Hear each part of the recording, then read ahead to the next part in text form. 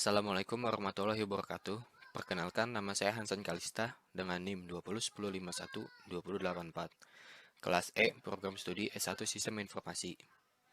Pada kesempatan kali ini, saya akan membahas atau mempresentasikan tentang karakteristik pendidikan agama Islam di perguruan tinggi umum. Konsep pendidikan menurut Islam.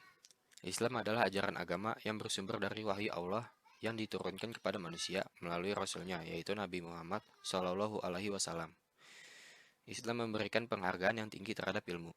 Tidak berarti semua ilmu berhak untuk mendapatkan kedudukan tersebut. Akan tetapi, ilmu yang amaliyah, di mana seseorang yang memperoleh ilmu dan mengamalkannya untuk melakukan hal kebajikan.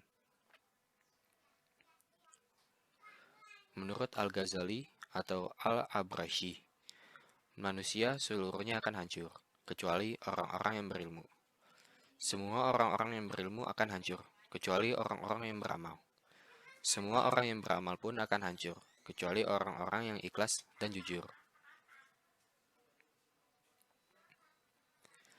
Al-Ghazali berharap agar setiap umat Islam mau belajar, beramal, dan bekerja dengan ilmu yang dimiliki, serta ikhlas dan jujur dalam perbuatannya. Semuanya tidak akan berarti di hadapan Allah apabila tidak dilandasi oleh iman dan ketaatan kepada Allah atau tauhid.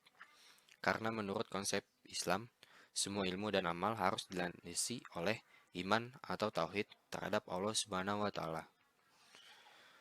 Al-Quran menegaskan bahwa Allah akan memberikan penghargaan yang akan mengangkat derajat bagi umatnya yang berilmu pengetahuan yang disertai oleh keimanan dan ketaatan kepada Allah Subhanahu wa taala. Selanjutnya kita akan masuk ke pembahasan utama kita, yaitu pendidikan agama Islam di perguruan tinggi umum. Tujuan diberikannya pendidikan agama Islam di perguruan tinggi umum menurut Konsorsium Ilmu Agama adalah membantu terbinanya sarjana beragama yang beriman dan bertakwa kepada Tuhan Yang Maha Esa, berbudi pekerti luhur, berpikir filosofis, bersikap rasional dan dinamis, berpandangan luas, ikut serta dalam kerjasama antar umat beragama dalam rangka pengembangan dan pemanfaatan ilmu dan teknologi serta seni untuk kepentingan nasional. Pendidikan agama Islam atau PAI punya tanggung jawab yang sangat besar. Untuk mewujudkan tujuan-tujuan tersebut, banyak hal yang perlu diperhatikan. Misalnya, posisi mata kuliah PAI itu sendiri di perguruan tinggi umum atau PTU. Tujuan PAI adalah membantu terwujudnya sarjana muslim yang mantap iman atau keyakinan kepada Allah dan agama Islam yang dipeluknya. Pemahaman dan pengertian tentang asas, nilai, dan norma agama Islam untuk disiplin ilmunya meningkat, dan bersikap toleran dalam kehidupan sosial. Pendidikan agama merupakan upaya untuk mentaati ketentuan Allah sebagai tuntunan dan dasar peserta didik memiliki pengetahuan keagamaan dalam menjalankan ketentuan-ketentuan Allah. Sebagian dari ketentuan-ketentuan Allah itu adalah memahami hukum-hukum di bumi ini yang disebut dengan ayat-ayat kauniyah.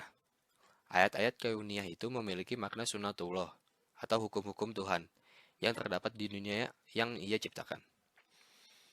Dalam ayat-ayat kauniyah itu terdapat ketentuan Allah yang berlaku sepenuhnya bagi alam semesta beserta isinya dan melahirkan keharmonisan hubungan antara benda-benda yang ada di seluruh jagat raya.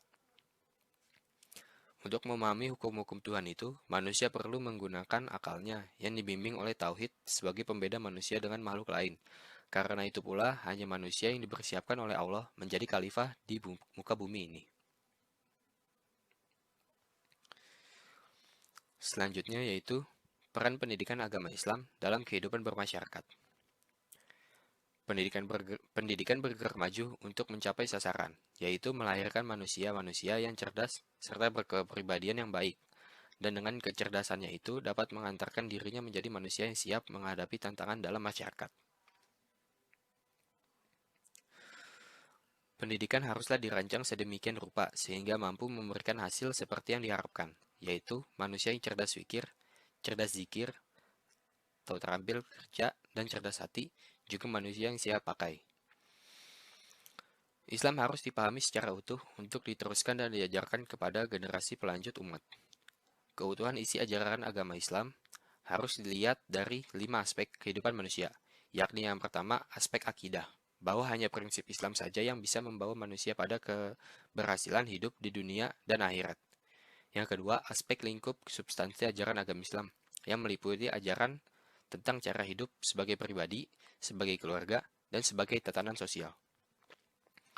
Yang ketiga, aspek pemanfaatan sumber acuan untuk menggali substansi Islam secara lengkap, atau kafah, yang meliputi Al-Quran, Sunnah Nabi, Kitab Flama Salaf, Hiptek, dan produk musyawarah.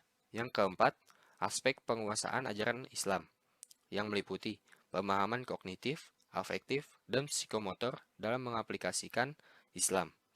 Dan yang terakhir, aspek perjuangan menegakkan kebaikan dan menangkal kemungkaran sebagai bentuk kedalaman keyakinan akan kebenaran Islam. Demikian yang bisa saya sampaikan dalam kesempatan presentasi kali ini. Kurang lebihnya mohon maaf. Wabillahi taufiq wal hidayah. Wassalamualaikum warahmatullahi wabarakatuh.